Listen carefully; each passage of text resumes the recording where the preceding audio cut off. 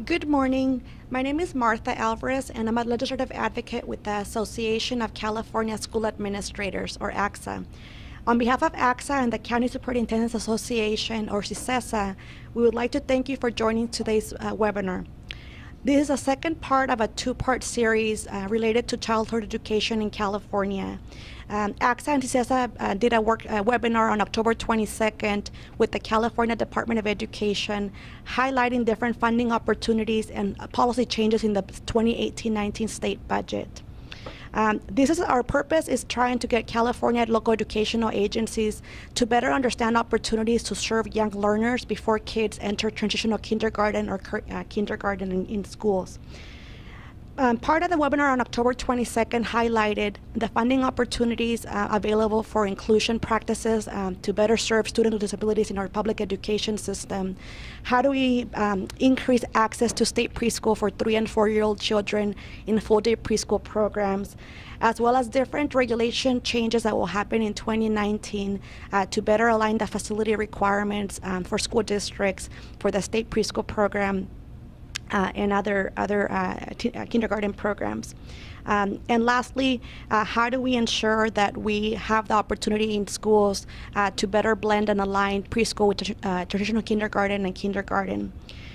Over the past 2 years, Governor Brown and the legislature have ensured that we have policy changes to better support what's happening in the field. And those improvements have helped to make it easier for school districts to tap into these resources and be able to increase access. We hope this information will encourage more local educational agencies across the state to pursue these funding opportunities and be able to have discussions at the local level with your communities, your parents, your teachers, your school board members, and school district leadership and county leadership in how you better can support students who have a lot of needs in California, particularly those with disabilities and exceptional needs. A couple of housekeeping items before we get started with our presenters today. We have an opportunity for you to ask questions throughout the webinar. We encourage you to use the Q&A box to type your questions. We'll come back to those questions at the end of the presentation from the 3 panel members. So we encourage you to engage in a conversation and ask those questions since we have a wealth of information from our speakers today. The webinar will be recorded and available on the ACSA website by the end of the week, as well as the PowerPoint and a couple of other resources, including fact sheets and handouts that will be a resource to you in terms about imagining what you can do at the local level to increase access on our early childhood education. That website is acsa.org /GR webinars, and we'll have the link also at the end of the PowerPoint so you can access the materials. So let me show you for today's webinar. We're fortunate to have 3 individuals who will be covering these topics. So it's great to have administrators from the field discussing their experiences in being able to implement successful early education programs.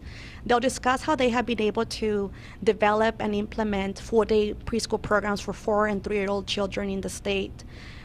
We also have stories based on their experiences in how they have been able to serve students with disabilities and dual language learners in some instances.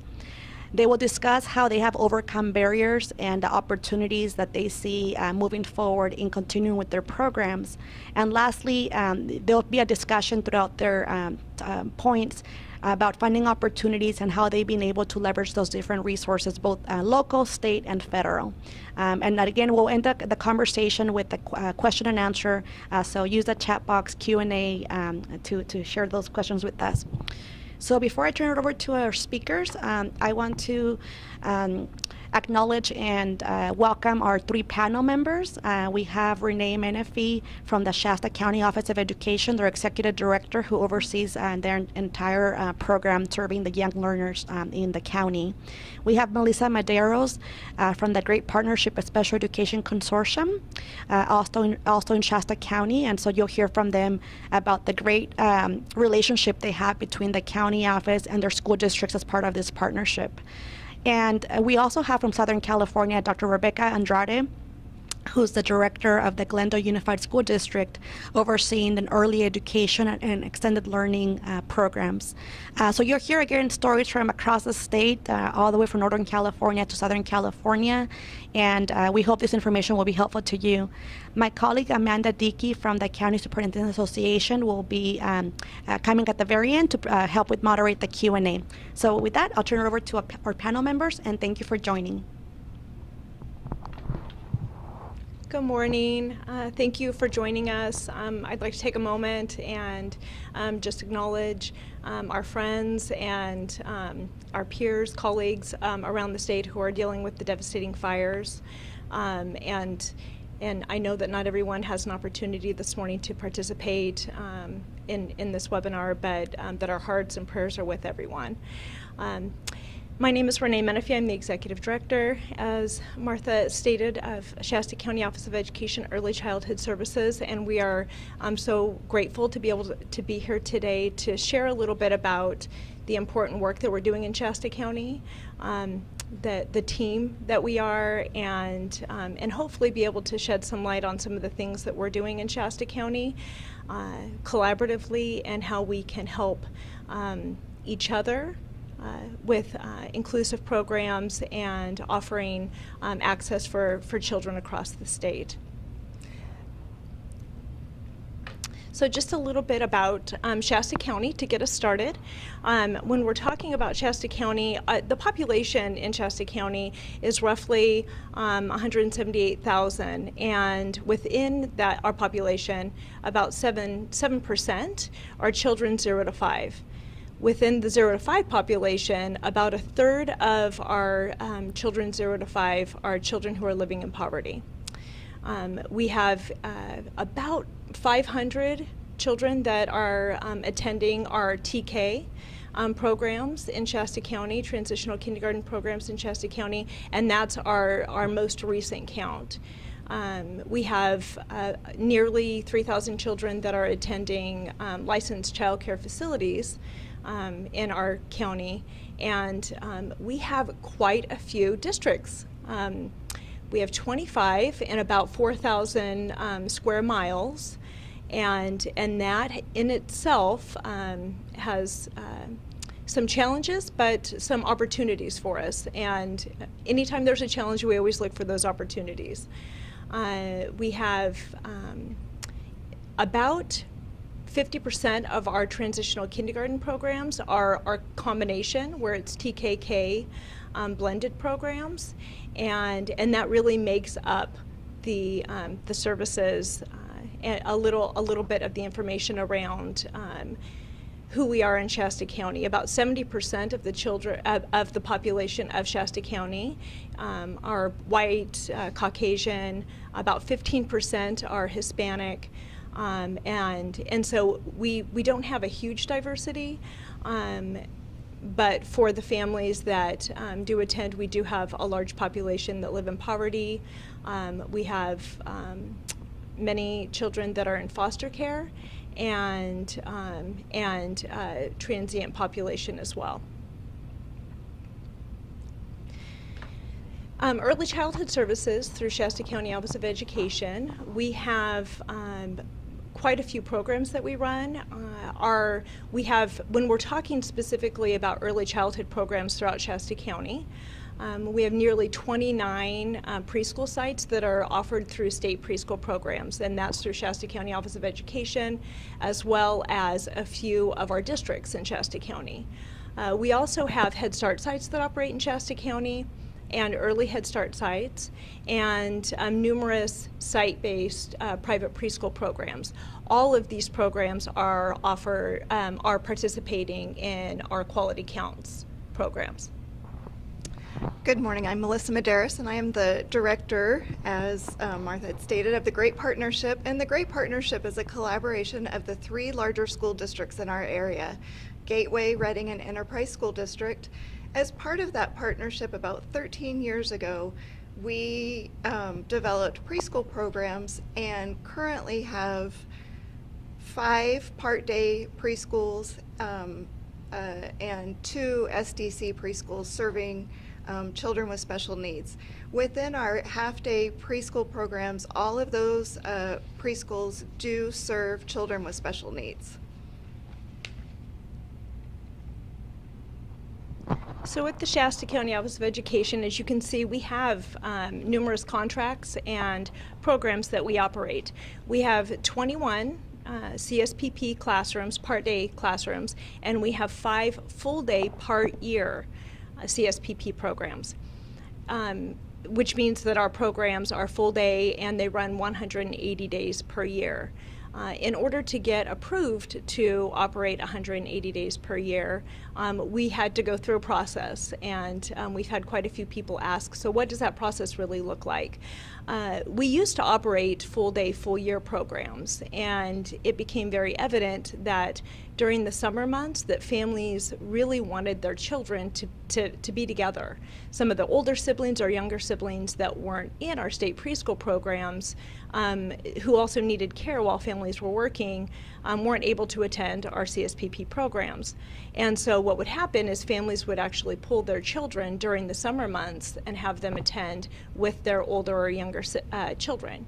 So looking at that historical data, we had that piece of information. We also surveyed families throughout Shasta County to look at what they really needed.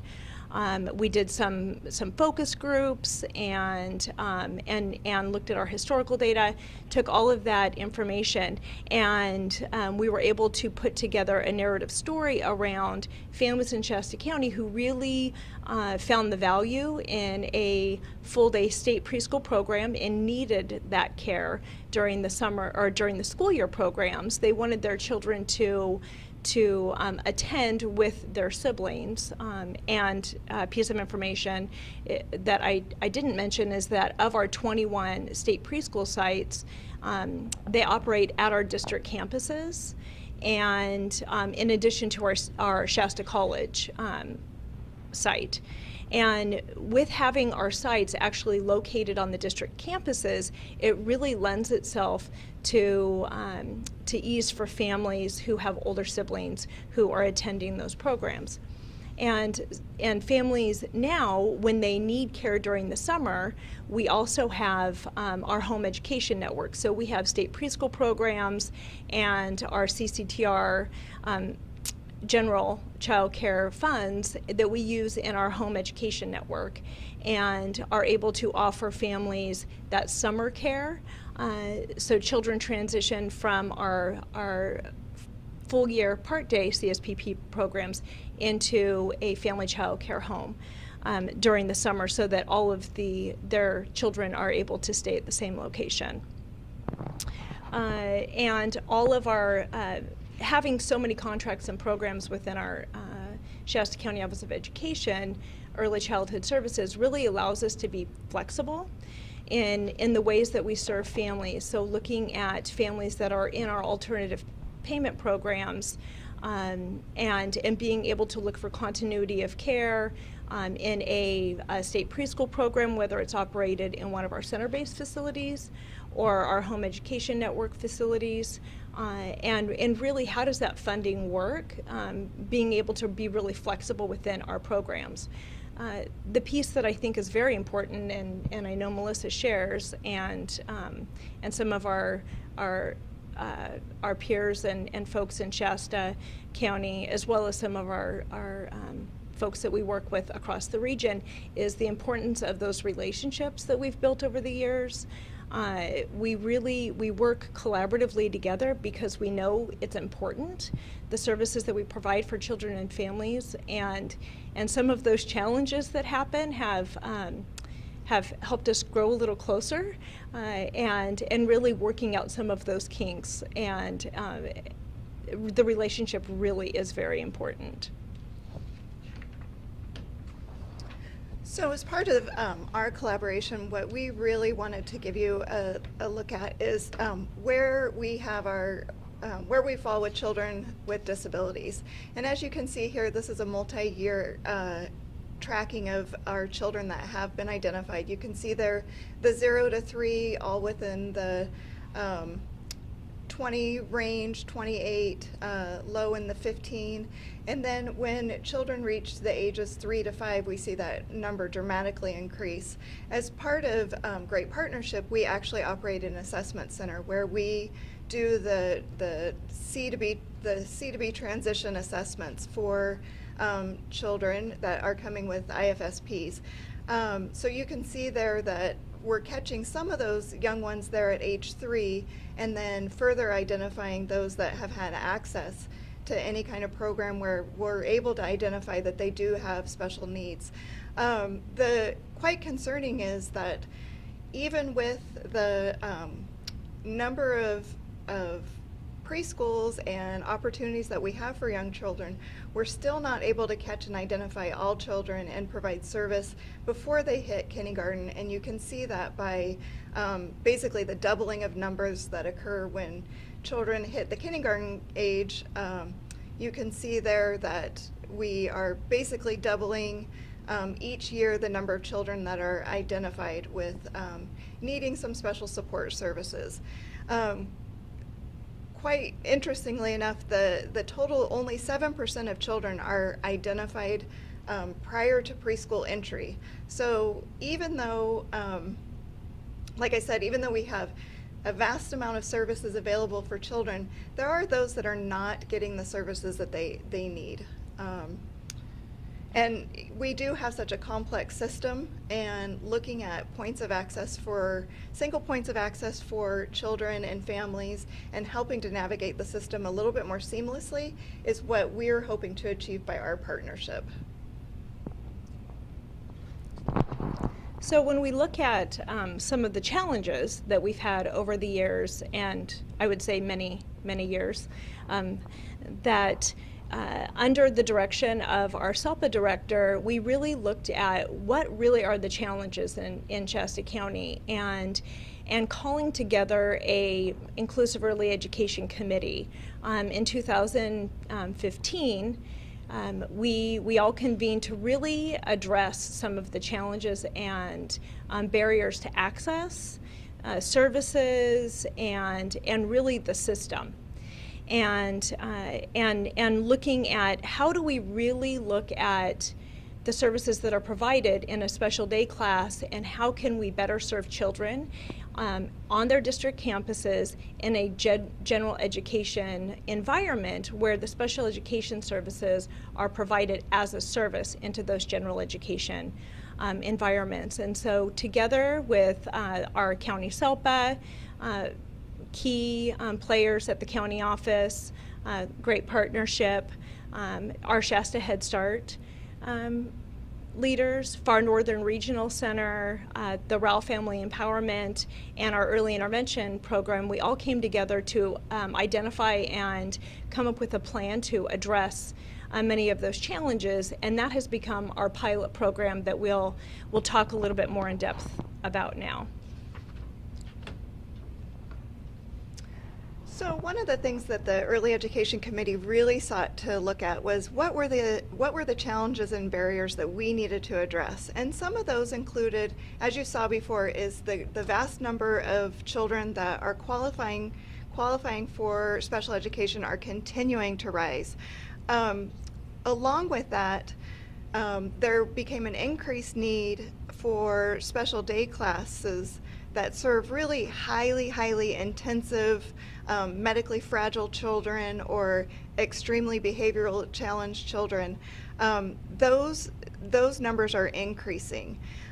Prior to this collaboration, really our inclusion classrooms that were operated through the Great Partnership, the idea was that the typically developing children would serve as models for those children that have some delays in areas like speech, and where they would serve as role models, those typically developing children.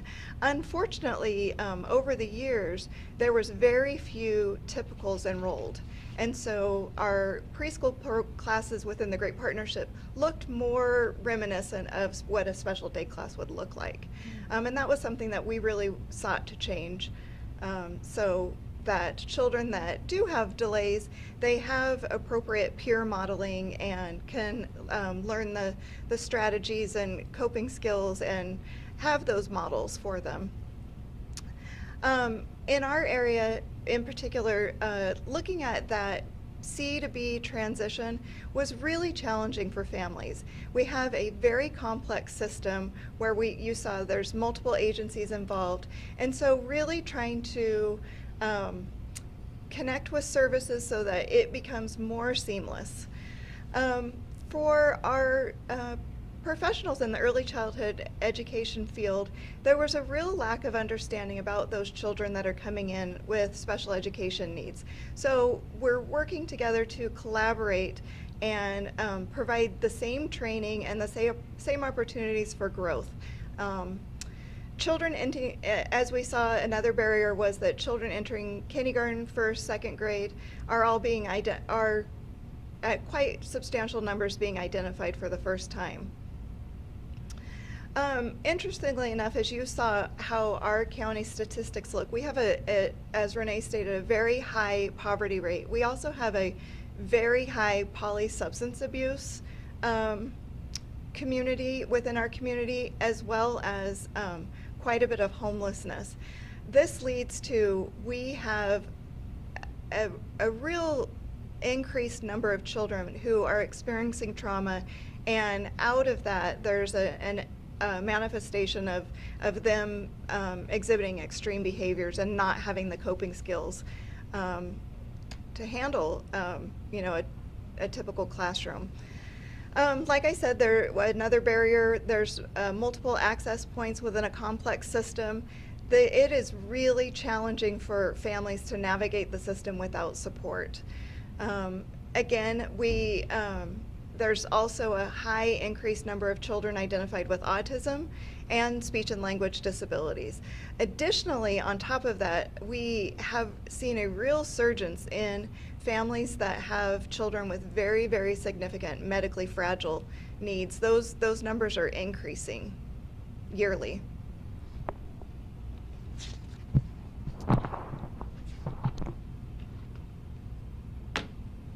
So this year we started a pilot program, and we were very excited to be able to do so after the work that we've done with our Inclusive Early Education Committee. We pulled together a team and developed an MOU between Shasta County Office of Education and the Great Partnership, which is our 3 largest districts, to serve children with disabilities in a general education early childhood program and provide the special education services into that general education program.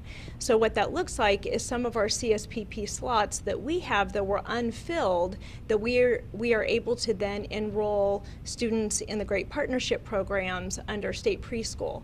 And what that allows us to do is to offer some of the professional development supports, to help with compliance, to work with the quality of those programs, and we provide licensing support, helping to get those sites licensed. We do on-site training and technical assistance. Our mentor coaches go out to those programs and provide mentor coaching, and we actually have a special education mentor coach who has her special education credential with an emphasis in early childhood to help support our inclusive programs. Additionally, as part of this collaboration, as I stated, one of the huge barriers we identified was that C to B transition. And what we've done is we've created a position called a parent liaison.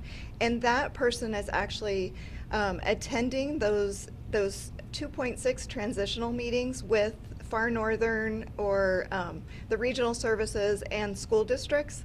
And she is having that introduction right when the children are age 2.5, and then she actually follows them through the assessment process, sits on the IEP team at the initial IEP, and if the child needs services or the team is recommending a preschool classroom or any type of support that they may need, she helps them access those services.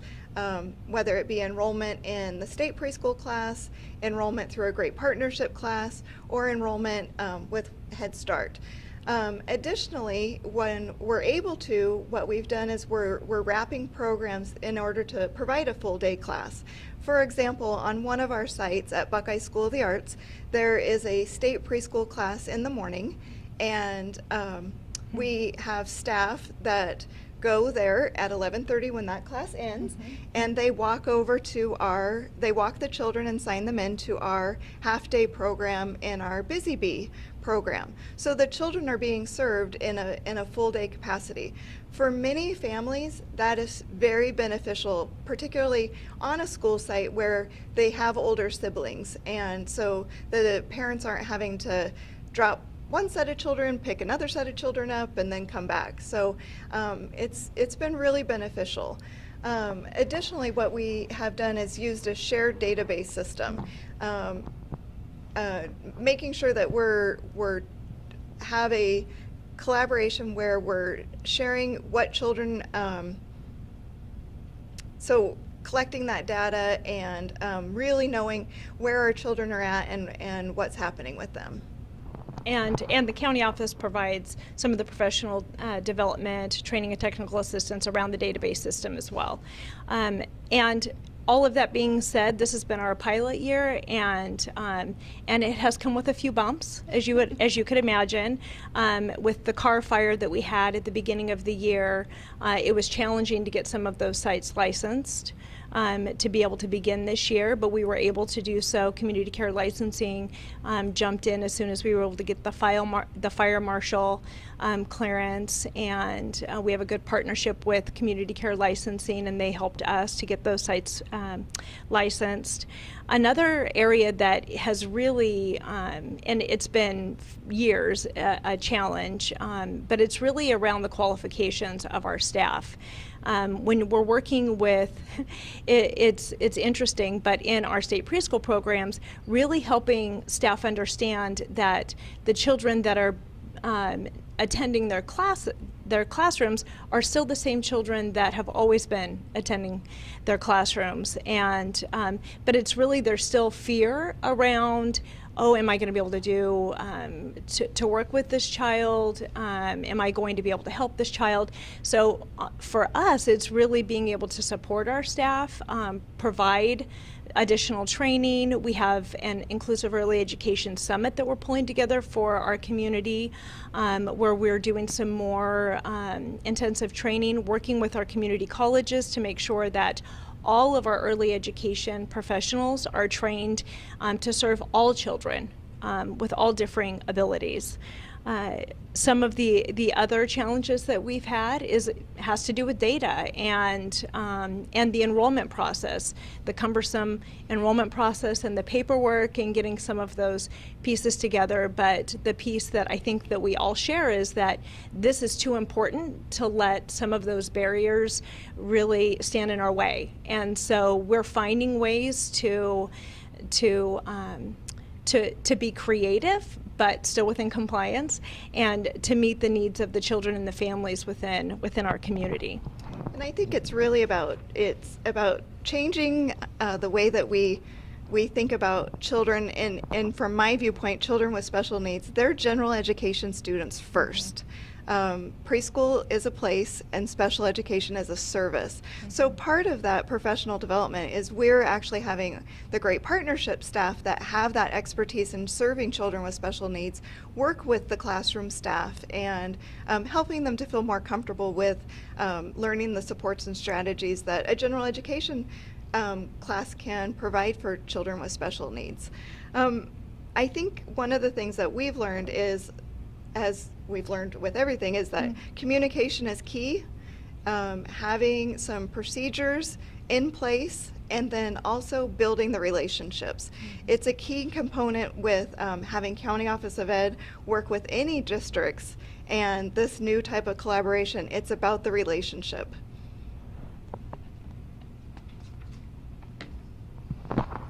So looking at our future, we've had the opportunity to go and we're going to give a little shout out to Apple Valley. They're doing a wonderful 10-week assessment program there, and we had an opportunity to go and visit recently their center, and so Melissa's going to talk a little bit about what we're looking for in the future in Shasta County.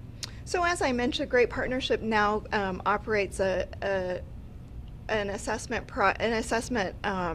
center, and what we looked at in looking at the Apple Valley program was really having a 10-week assessment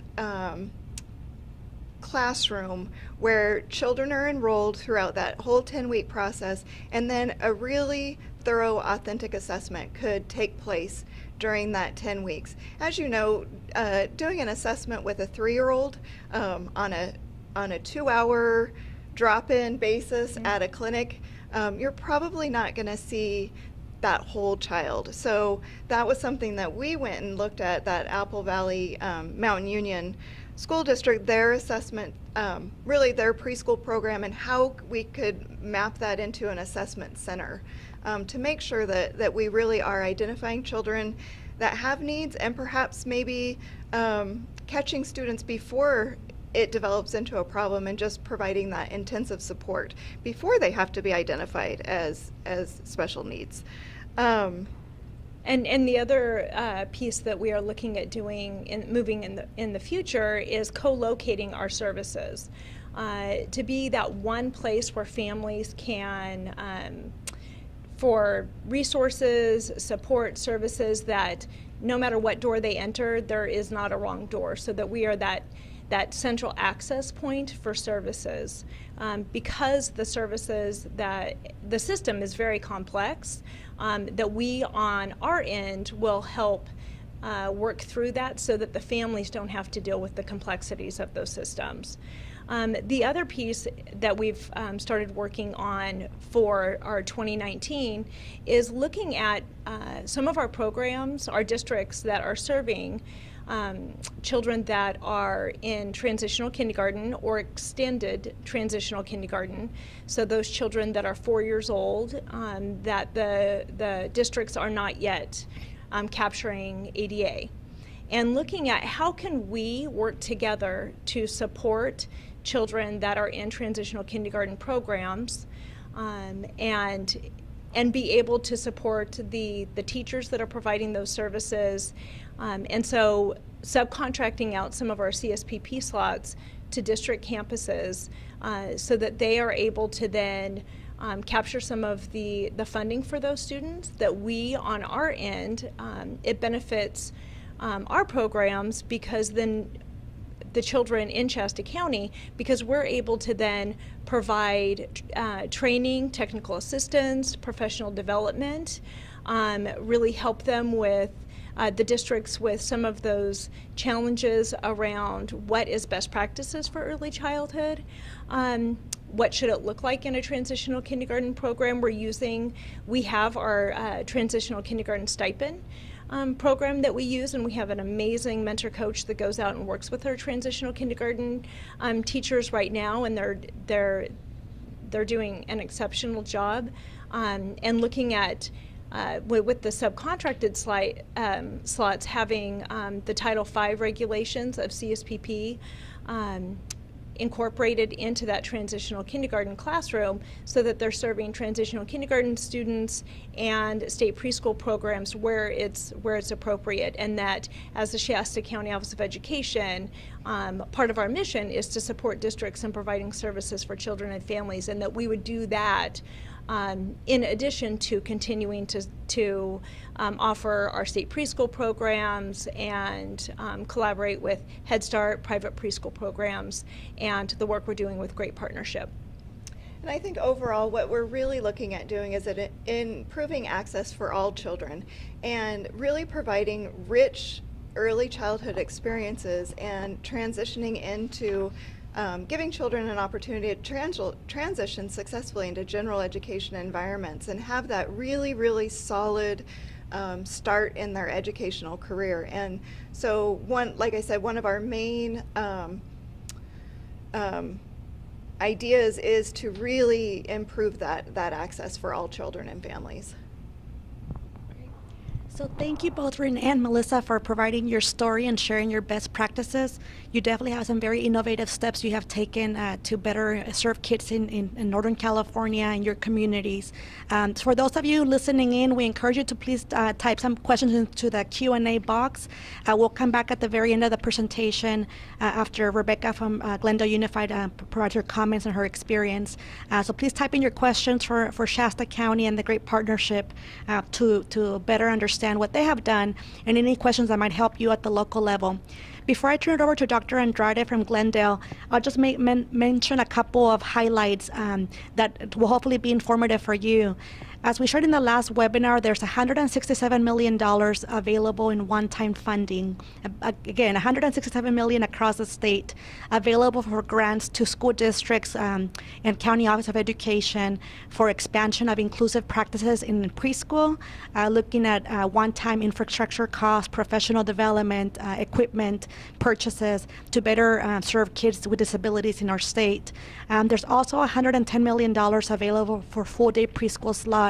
That for any of you who maybe haven't done preschool so far or would like to expand more access to preschool in your communities, there's funding available. And that's one of the purposes for today's webinar, for you to be able to see some of the best practices in our state, some of the pilots you've heard of so far. And lastly, understanding that we have a new governor-elect, Governor-elect Newsom, and the legislature who will likely be highlighting and emphasizing a focus on early education in 2019 through the budget and policy conversations. We hope that today's discussion with our presenters will help spur some innovative ideas at the local level in your communities as part of your LCAP process next year. And lastly, before I turn it over to Dr. Andrade, just a friendly reminder, and many of you may be on the webinar today, 60% of our school districts in California are declining enrollment.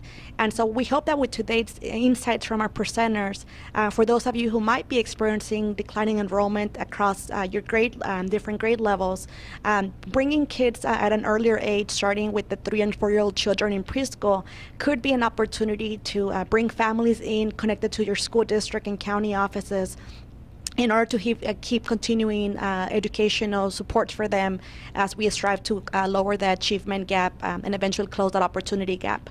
So with that, I want to turn it over to Dr. Andrade from Glendale Unified, who will share her own experience and what they're doing, the great work in Glendale. Hi, good morning, everyone from Southern California. Thank you so much, Martha, for this, not just for turning it over to me, but for the opportunity to have this time to come together and to learn from each other. I'm really happy to share what we're doing. And what I will be doing is really sharing from the local perspective, what barriers have we overcome, how have we been able to operate full-day preschool programs, and how do we serve unique student populations, in particular students in dual language education, Spanish immersion, and students with IEP. So a little bit about our school district. We're one of the most culturally diverse cities in California. More than 52 languages are spoken with a wide range of ethnic and cultural backgrounds. We have 32 schools, and we serve 26,000 students, preschool through grade 8. And in the 1940s, as part of the war effort, is when Glendale Unified began the early education. So we've been around for quite a while. A little bit now about our department in particular is that we offer full day and part day preschool classrooms.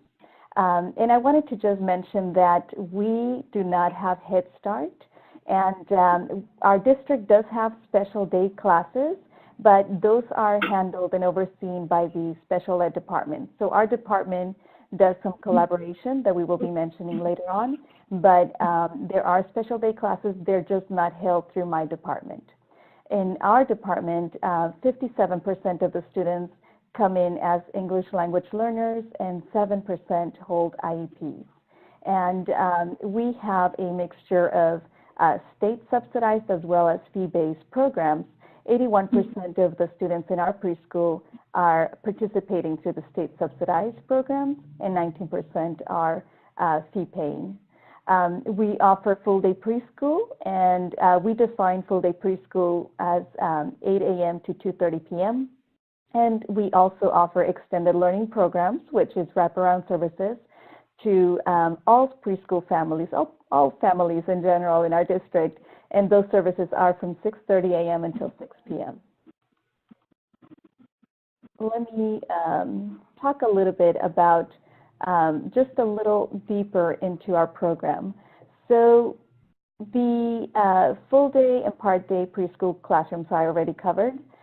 We believe in learning through play and inquiry as the most appropriately developmentally appropriate for preschool, and we are actually emphasizing social emotional learning and integrated STEAM in our classrooms. We are also providing inclusion for students and also Spanish immersion, and as spaces are available. The Spanish immersion program is very popular, so there is a waiting list. One of the things about Glendale Unified is that we are one of the schools that is recognized for the dual language education. I believe that we have about 7 languages that our families and students can participate through. And at this point, we are only offering Spanish immersion in preschool. It has to do, as you might as well know, is the staffing. We have an $11 million budget, and that is funded solely by state contracts and parent fees. So there is no encroachment on district general funds, and we do not receive any LCAP funds. And I also wanted to mention that all of our staff salaries, including the managers, are funded through our budget.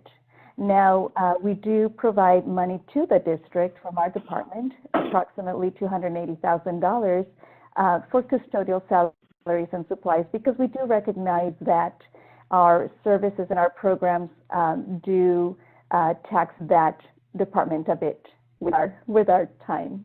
We have about 91 full-time and part-time certificated employees who hold the early childhood education permits, and 344 part-time classified staff and 6 managers.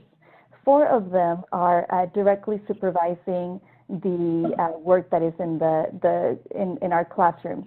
So in our district, the preschool staff is evaluated by us. And so in a sense, we do have managers that become the evaluators and that oversee directly the concerns and programs at the different sites that where we have preschool. So I think one of the questions that was mentioned earlier is, how do we do this? Because we do believe that serving the needs of every family is very important. So we do have 246 day programs available for income eligible families, as well as year-round or monthly preschool space available for fee-paying families. So it really does become as to what is the need of your family, and yes, we will accommodate you. As I mentioned, we offer 6:30 a.m. to 6 p.m. for those who need it and would like it. The way that we are able to do this is that we actually have the early education as well as the extended learning staff combined into one department. And so we offer contracts for 12-month and 10-month employees when we hire our staff. And that allows us to be able to have services throughout the year, but also to have staff that are able to take time off. And we have staggered work shifts. So we have teachers who start their day at 6:30 a.m. and others that start at 8 and others that start at 10 a.m. so that we cover all the way until 6 p.m. The preschool classrooms at our school sites remain open all year. So even when the school, the TK through 6th grade school is closed, our classrooms are open. And I think that is also why we recognize the work that the custodial staff is doing.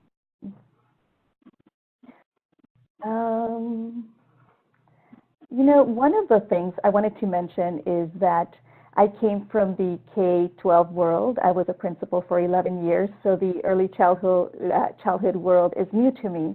But having come from the K-12 world, particularly in a setting where the vast majority of our students, regardless of their parents' economic status, attend their public school, allowed me to see that from an outsider perspective, early education is, as it is set up in California, is also one of the most segregated systems. And this is a big concern because preschool is the entry into formal education for our students. And so access to peers who may not share the same socioeconomic status and backgrounds is currently very limited. So the way that we are addressing that equity piece is that preschool students in any given classroom may be coming from families who are paying fees to be in our classrooms, or they may be receiving state subsidized services. Additionally, the students in a given classroom may be receiving special ed services or hold an IEP, or they may not. And the students in the Spanish immersion classrooms that we have may be English learners in any given language, or they may be Spanish speakers, and they may have English also as their only language. The other piece that we're trying to address integrated programs is the waivers in preschools. As I mentioned, we do have special day classes for preschool that are overseen by the special ed department. And what I also found is that through our licensing regulations in Title 22, we needed to actually create waivers so that students could actually commingle and interact with developing peers, which is a great benefit for everyone in particular, not just the special ed students, but for students in general ed settings. The partnering among the programs benefits children, families, and communities. And I'm just really happy to share some ways in which we partner with our special ed department in our district. So as IEPs are held through the year, the IEP team may request to place eligible students in inclusion spaces. And this is a great opportunity for our district to see students that can handle before moving into a general ed setting at the TK and kindergarten classroom. And it's also a benefit to the students themselves. So we do reserve special ed slots in our preschool spaces. And I do want to note that we do bill them for those spaces for the part day. Now, let's say that the family qualifies for state subsidized programs, then we work with the family through our intake department, and then they can actually take that CSPP spot as through state subsidized. But if those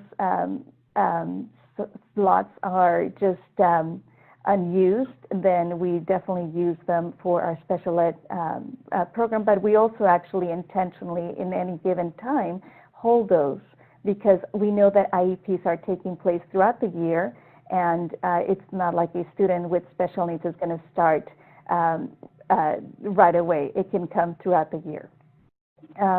The special education department provides an inclusion teacher, specialist, or a TOSA, that supports the classrooms and the students and families as needed.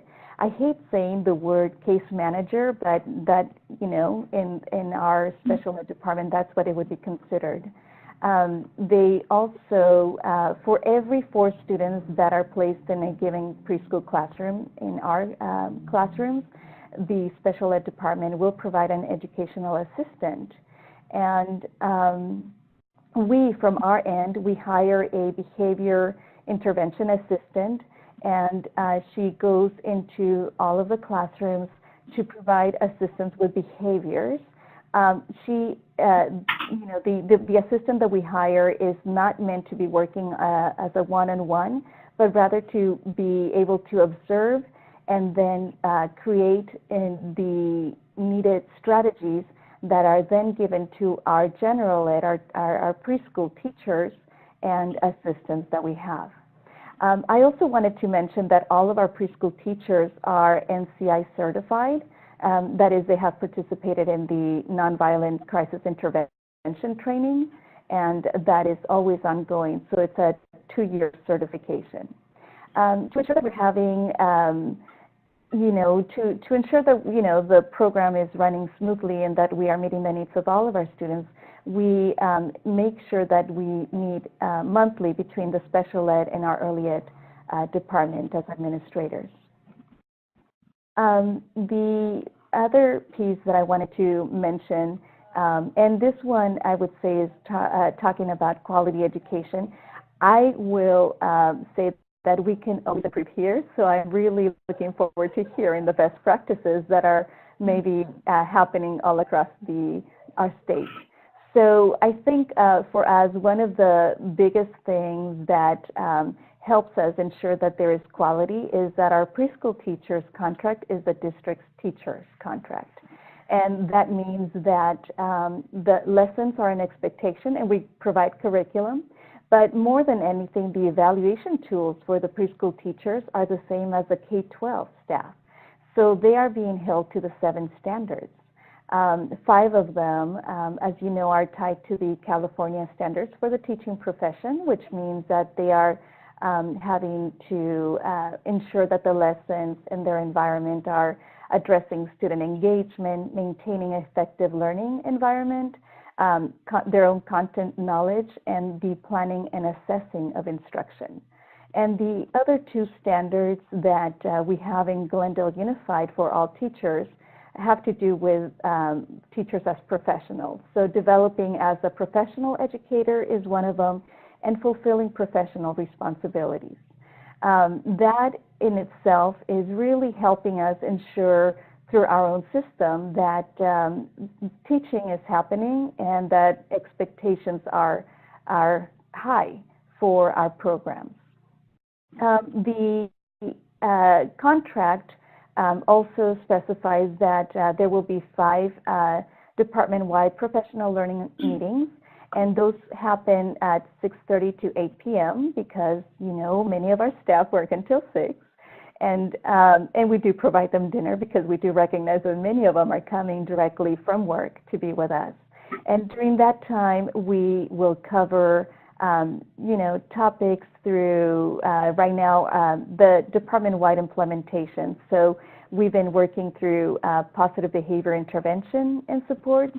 And most recently, we started working on restorative practices and circles, which is very much aligned to our focus on social emotional learning and how can we ensure that our settings have that. Additionally to that, we do provide monthly in-person learning opportunities for all of our staff, and the topics range based on what they want to be able to have information. So every month, every time that we meet, we will actually survey them and say not only how was this useful, how will this be tied to your classroom, but what other supports do you need? And so based on their feedback, we've held technology trainings, DRDP, technology assistant, especially with DRDP online, and STEAM. The STEAM integration is a new implementation, and I would at this point say that it's more of we've moved from awareness to now early implementation in our settings. And last year, we started to try some online voluntary professional learning through Google Classroom. And, it was aspirational. I have to say that we have a lot more work to do on that. But I think for us, the biggest challenge is how do we provide and tailor professional learning for our staff, keeping in mind the type of hours that their work requires of them. So trying to move into more of an online opportunity while also blending it with some face-to-face, which is always very critical, is still on my mind, and hopefully I can hear from others as to how they are doing it. So in leveraging the funding resources, we've been very basic. So I know that I'm very interested in hearing more about the one-time funding that Martha has mentioned, and I'm hoping to get more information as to how we can address some of those. But we really just leverage our CSPP and our self-supporting funds. And I wrote a grant, and I was incredibly grateful to have been awarded the $250,000 from our LA County supervisor as he was leaving, Michael D'Antonovich. I'm incredibly grateful because it has been really a fantastic source for us to start this new initiative with STEAM integration in the preschool setting. But I also wanted to mention it there because sometimes we forget that there are other resources outside of our own system that we can tap into. And so I would encourage all of our listeners and our colleagues throughout the state to just go out there and see what's happening with the LA counties or with your counties in general and your supervisors as well. Thank you so much, Dr. Andrade. My name is Amanda Dickey. I'm CSS's Director of Intergovernmental and Legal Affairs. And we have a number of questions that we've received throughout this presentation to, I think, exemplary districts and counties sharing their best practices for how they really run amazing inclusive programs. So there are a couple follow-up questions that I'm going to read. Some of them I will direct to specific parties. So Dr. Andrade, one person asked a question about how your district funds wraparound services. Absolutely. We have state contracts through CCCR and have a state program. Great. And then another question, and I'll quickly provide a kind of a short just piece of information. This question was with regards to waivers for the special ed integration of the special ed preschool program and the general ed preschool program. So I just want to highlight the change that is going into effect July 1, 2019 that will allow for LEAs to not need to comply with or choose to opt out of Title 22, which will allow better integration of these programs without having to seek potentially waivers. But Dr. Andrade, can you talk a little bit more for perhaps those folks who are not running programs on an LEA site, how you were able to obtain those waivers? Yes, and I am so glad about the new law that will be enacted. So through Title 22, and I understand, it's about protecting the participants in our CSPP program. And what it basically stated was that children in licensed classrooms may not commingle with other participants that are not part of the program of the licensing. So when we have in a school, let's say a 2K through 6th grade setting, we have two different preschools there. One that is being overseen by my department, and then one in the special ed department. Those preschool students in my classroom were not able to work, just be eating lunch together or just play and have recess time together because they were not part of our licensing. So the waivers, we worked with our licensing consultant, and the waivers, we basically told them we want to be able to have some time. We're not talking about bringing them into the classroom, but if the facility can accommodate larger number of students, and if the staffing ratio is appropriate and adequate and to standards, we want to be able to have our students be able to commingle with the other students in the other settings, and that also helps the special ed department meet that part about being able to have access to developing peers for them. So I don't know how much detail you want me to go into, but we were asked to provide schedules as to how that would work and photographs of the places and basically presenting plans so that we could have a waiver so that two friends could play together for a portion of the time. And I'm very grateful that we were able to have that happen. Thank you. So I think this is a question for Melissa and Renee from Shasta.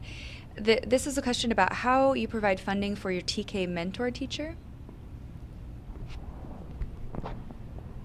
For our mentor, our TK mentor teacher, through our local child care planning council, we were awarded the California Transitional Kindergarten Stipend, and we were able to work with our local child care planning council and decide how we were really going to use that money. And we have a mentor teacher who works directly with our transitional kindergarten sites and provides training in the California preschool foundations and curriculum framework and really best practices for early childhood. So there's another question, I think it looks like it's directed to Shasta as well. Question about who pays, or sorry, no, this is actually a question for Dr. Andrade. A question about who pays for the IEP slots and how do you serve all the students, or are you able to serve all students with these IEP slots, or are there still students in other more traditional special ed preschool programs? Right. So the special ed slots that we have for inclusion are paid through our special ed department. So they're not paying for a full day slot. I wanted to kind of make that clear. They're paying for just a part day preschool slot because that is what they would be offering. And they pay directly to us once they place families into our program, which is something that they would be doing to private preschools and other entities when students qualify for their services. So this, in a sense, is a great integration of programs between us. Now, if let's say that the family that is having their IEP, they're having their meeting, and they want to, they may qualify for the actual state subsidized slot, then we work with that family. They basically come under our umbrella, and at that point it just becomes our students who happen to be receiving special ed services. Thank you. There was also a question about the 10-week diagnostic program, and how do you decide to put a child in that program? Is that child enrolled as a general ed student with an assumption that there might be a need? Talk a little bit more about that 10-week program. So when we're looking at implementing this program, what we're thinking is that we would really highlight those children that are transitioning from an IFSP onto the IEP. So really looking at that age 2.6, enrolling them prior to that, having them attend for the 10 weeks, and again, timelining it out so that at the end of the 10 weeks is when we would determine whether the child was eligible for special education services if there was still a need. Okay. And all of this is still really in the infancy planning stages. So there is a question as well for Shasta with regards to how you were able to get approval from CDE for running a full day program at 180 days. I know that's an issue that's come up multiple times when Martha and I are having conversations with folks locally. It sounds like there is some diversity in how CDE consultants deal with that issue, but can you maybe talk a little bit more about how your consultant was able to help you navigate that process? Absolutely. A few things so initially when we started talking about it and looking at the opportunity to bring full day, we know that families in Shasta County, they need full day care for their children, for their preschool age children, because they're working families. The challenge again was that during the summer months that they would want not everyone, but a large majority of the families wanted their children together at wherever that placement was. And we knew, because historically we ran the full day programs and our enrollment would drop dramatically during the summer, and that is why we no longer were able to offer full day programs. And so we went for approximately 5 years without running a full day, full year program. We took that information and we sent a survey out to families of children who were going to be entering CSPP in the next few years. So and held focus groups to really look at what is it that our families in Shasta County really need. We pulled all of that data together and then wrote a program narrative change and asked for permission for a 180-day calendar to be approved versus the 246. And we were granted the 180-day based on all of the data that we had collected for families in Shasta County who need full day, full year, but want their children in a different setting during the summer months. Great. So with regards to this is something I know that myself and Martha with ACSA have been looking into. So if there are other folks who are listening to this right now or know others that are interested in pursuing 180 days, please reach out to us, send us an email. We would love to hear your stories because we are having more conversations about whether that is, potentially a change that more districts and counties need to be able to access. We are now about 6 minutes over time. There are a few more questions we were not able to get to. Please feel free to submit those questions. Please feel free to submit those questions to the email addresses that you're going to see on this next slide here. Can you switch to the next slide? The next slide. I can't. Oh, there we go. So for any folks who didn't get their questions answered initially, please feel free to submit them to, probably Martha's the best person, and she can facilitate the responses from the folks today who were on the panel. I want to thank those who were on the panel again. Your stories, I think, are really inspiring, really incredible, show a lot of determination to kind of get around some of these barriers that you talked about. I think what's really interesting about this presentation today was that Shasta County and Glendale are two very, very different, have very different populations, different needs, et cetera, and yet you encounter a lot of the same issues and find creative ways to kind of work around those issues and get the best result for kids in your area. So I want to thank you again so much for sharing your stories, and thank you folks for joining us online for today's webinar. Thank you.